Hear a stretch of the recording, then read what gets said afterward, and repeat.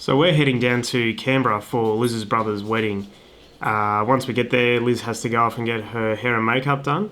So I figured it was a good opportunity to do a review of the Fuji X-T2. So now it's time to get in the car and head down to Canberra.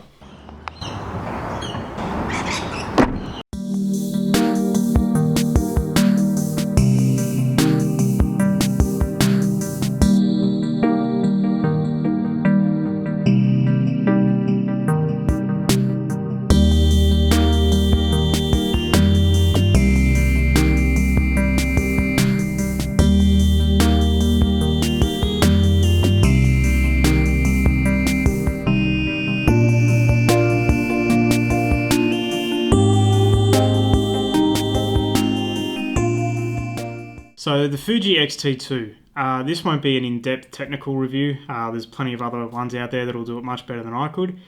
But a bit of background. So I was using the Nikon D700 for the past 5 years, and before that I had a D300 and D90. So I'm very used to how the Nikon system works. Basically, I wanted to get something that was smaller, so it was easy to take away on holidays. As you can see now, the size difference between the X-T2 and the D700, it's very noticeable, especially when you put, say, 24-70 on there. It does become quite bulky. Another reason is I wanted to be able to do video, which the D700 couldn't do at all. I was a bit skeptical going from a full frame sensor to a crop sensor, and I'd never had a mirrorless camera before, so I didn't really know what to expect. Handling wise, X-T2 feels fantastic. It feels great in the hand. The dials are fantastic. I think the tactile dials on top of the camera would be the best part of the X-T2.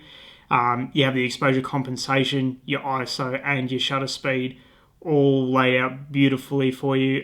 Very easy to swap between them. The X-T2 features mechanical lockouts for the ISO and shutter speed, which is a really nice addition. What I found initially was that the ISO performance of the X-T2 was really good. As I said, I was a bit skeptical moving away from full frame.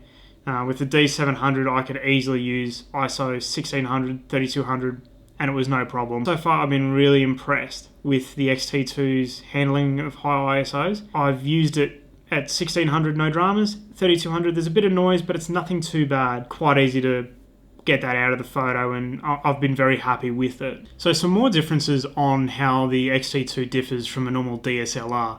So with Nikon, for example, if you wanted to have aperture priority, you just flick the dial into A, and then you would simply use the rear dials to change your selected aperture. Whereas with the X-T2, the aperture selection is actually on the lenses themselves.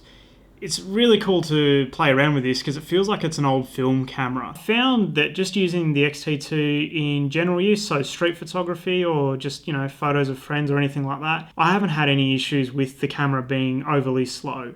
Trying to use it for sports, I found it doesn't quite live up to my expectation. But overall, there hasn't really been anything that I've found wrong with the X-T2. It's been a really fantastic camera. The image quality is fantastic. I really have been blown away with how well it performs. It really did exceed my expectations from a mirrorless camera.